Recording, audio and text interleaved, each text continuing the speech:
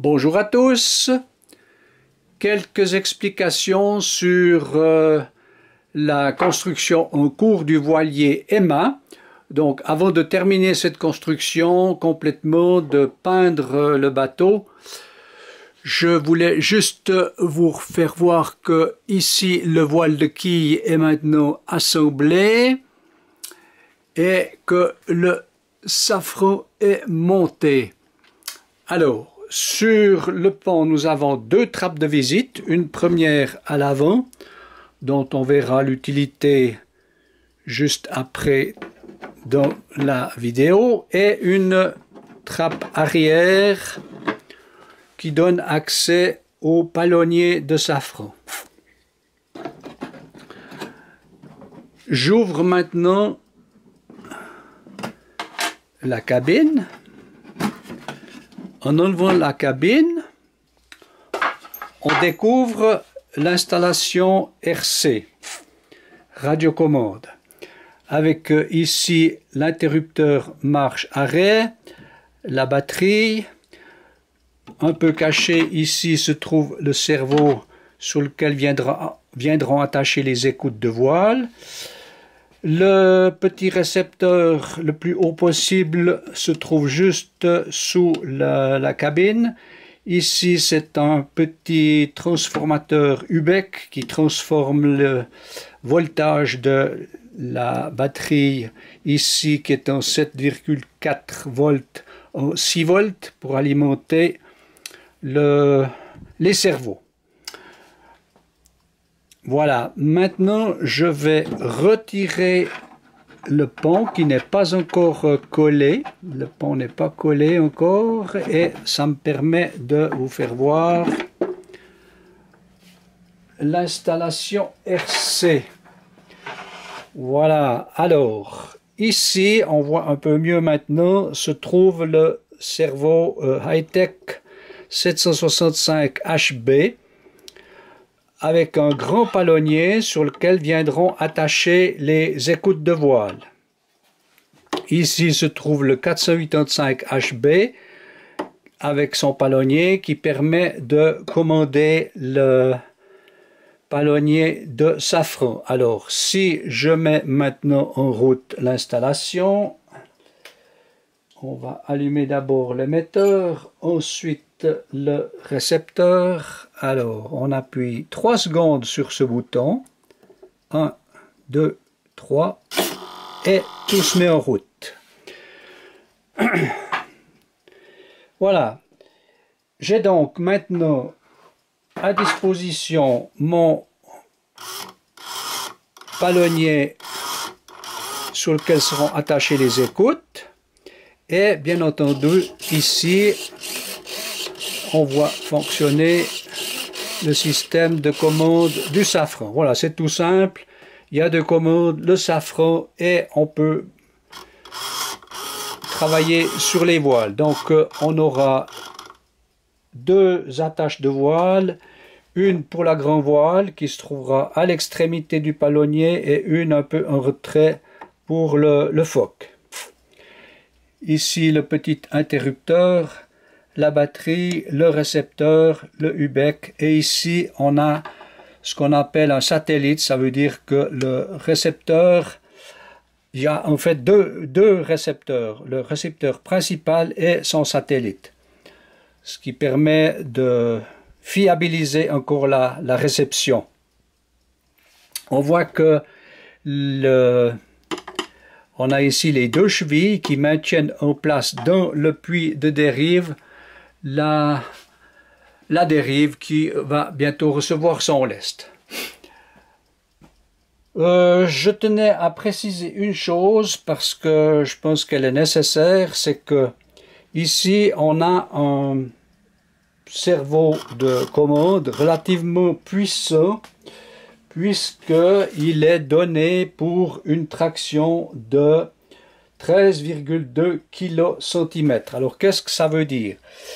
13,2 cm. Moi j'entends souvent des modélistes qui me disent « Oh mais moi j'ai un cerveau super, il tire 13 ou 14 kg, donc j'ai suffisamment de puissance pour tirer mes voiles. » Alors attention, parce que 13 kg 2 cm veut dire que 1 cm après l'axe du cerveau, 1 cm après l'axe, si je mets ici une écoute et que je mesure la traction, j'aurai effectivement, pour bloquer, je dis bien bloquer le cerveau, il me faudra retenir ou tirer sur le palonnier avec 13,2 kg. Donc à 13,2, le cerveau il bloque.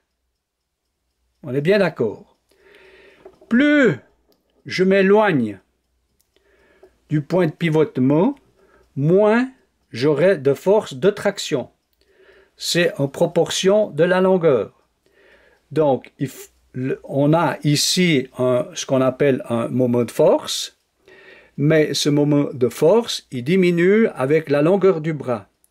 Donc, si j'ai, comme c'est le cas ici, un palonnier qui fait 10 cm de long, il faut diviser mes 13,2 kg par 10, donc j'ai plus que 1 kg 320 de traction sur mon écoute. 1 kg 320 de traction à disposition pour tirer sur mes voiles. Voilà.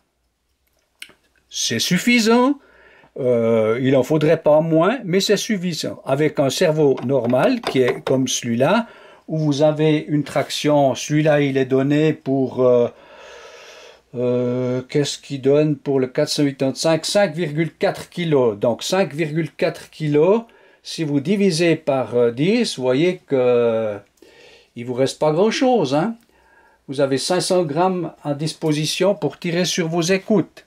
Donc, vous ne pouvez pas utiliser un cerveau comme ça pour tirer sur les écoutes. Et encore, je dis bien, ces forces-là, cette puissance-là est donnée pour une alimentation en 6 volts. Ce qui est le cas ici, j'alimente en 6 volts.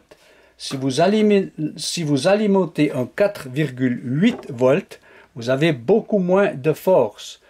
Exemple, le 765 HB sous 4,8 volts ne donne que 11 kg contre 13,2 kg en 6 volts. D'où l'importance d'alimenter en 6 volts. Voilà.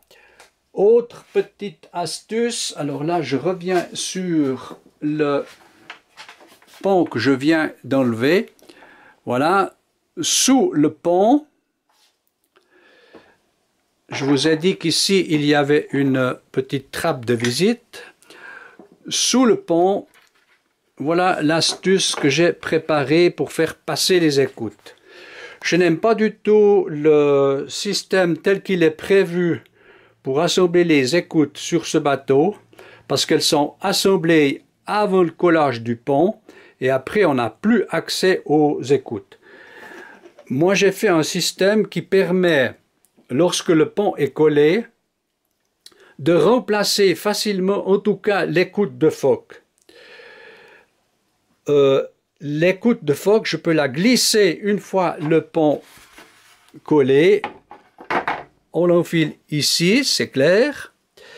Et après, elle passe sur le petit tuyau qui est recourbé ici. Elle suit ce guide-là.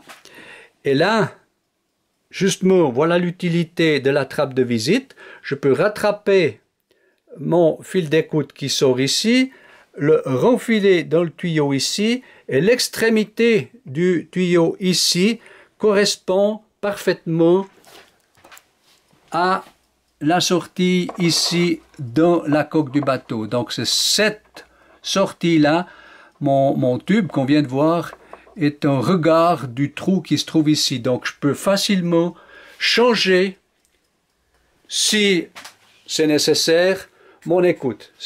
Si j'ai un problème une fois ou l'autre avec l'écoute de grand voile, je peux facilement la changer sans me casser la tête. Pour l'écoute de la grand voile, c'est plus facile d'accès parce que elle sort directement à... Voilà, ça c'est l'écoute grand voile, elle sort à proximité de la grande ouverture de la cabine et on peut facilement la récupérer. Là, il n'y a pas de problème.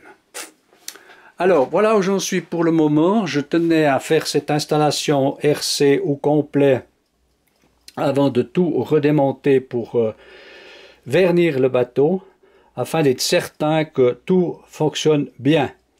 C'est le cas maintenant. Je vois que j'ai une bonne longueur. Je dois avoir 17 cm de longueur. Donc je vais tirer 17 cm d'écoute, c'est suffisant. C'est clair que par vent arrière, j'arriverai pas à déborder complètement la grand voile, mais je pense que ça suffit largement pour se faire des petites navigations par temps calme. Voilà les amis, les explications que je tenais à vous donner concernant l'assemblage de ce futur voilier Emma, toujours en cours de construction. À bientôt!